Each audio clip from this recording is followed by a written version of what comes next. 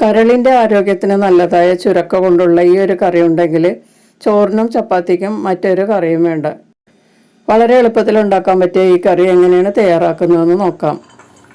കുഴിവെള്ള ഒരു കടായിലേക്ക് ചെറുതായി കട്ട് ചെയ്ത ചുരക്ക ചേർക്കാം. ഞാൻ 500 ഗ്രാം ചുരക്കയാണ് എടുത്തിരിക്കുന്നത്. അതിലേക്ക് അല്പം മഞ്ഞൾപ്പൊടിയും ഒരു പച്ചമുളക് നീളത്തിൽ കീറി രണ്ടാക്കി കട്ട് ചെയ്തതും ചേർക്കുക. കുറച്ച് കറിവേപ്പില ചേർക്കാം. ഇതിലേക്ക് ഇനി ആവശ്യത്തിനുള്ള ഉപ്പും കൂടി ചേർക്കാം. ഇനി ഇത് വേകാനുള്ള വെള്ളവും കൂടി ഒഴിച്ചു കൊടുക്കാം.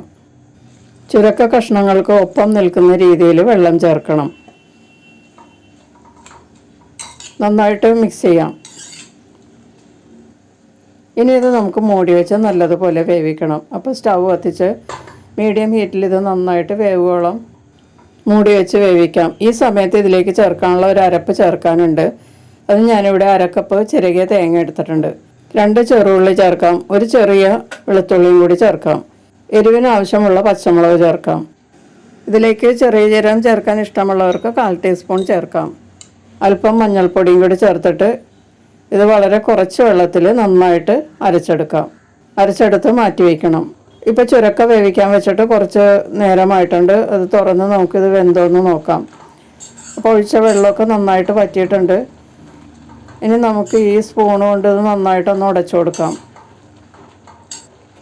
ഇതിലേക്ക് ഇനി 1/4 കപ്പ് പരിപ്പ് വേവിച്ചത് ചേർക്കാം. കുക്കറിൽ നല്ലതുപോലെ വേവിച്ചെടുത്തതാണ് കേട്ടോ.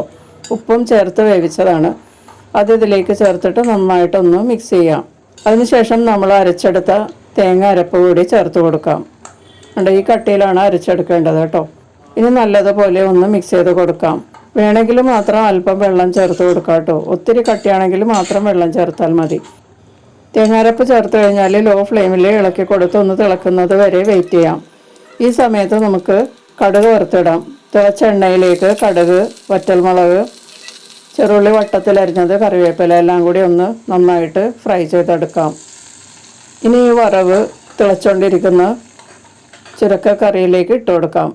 ഇപ്പം നമ്മുടെ കറി റെഡിയായി. എല്ലാവരും ഒന്ന് ട്രൈ ചെയ്യുക. വളരെ ടേസ്റ്റിയാണ്. അടുത്ത റെസിപ്പിയിൽ കാണാം.